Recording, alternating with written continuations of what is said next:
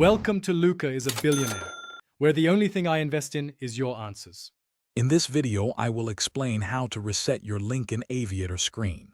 We'll cover two straightforward methods to help resolve common display issues. First, we'll look at a quick soft reset, then a more comprehensive master reset through the settings. Always ensure your vehicle is safely parked and off before attempting any resets for your safety.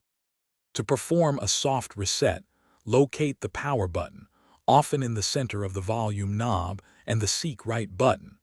Press and hold both of these buttons simultaneously. Continue holding them for approximately 10 to 15 seconds. The screen will then turn off and automatically restart, often resolving minor glitches or freezing issues.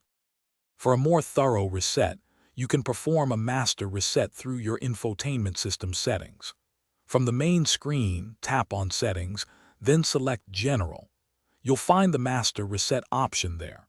Be aware that this action will erase all personal data, including paired phones and navigation history, so confirm carefully.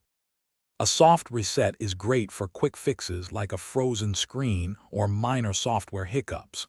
Use a master reset if you're selling your vehicle or experiencing more persistent problems, remembering it clears all personal settings. If your screen issues continue after these steps, it's best to contact your Lincoln dealership for professional assistance. Thanks for watching and please subscribe. It's the best investment you'll ever make.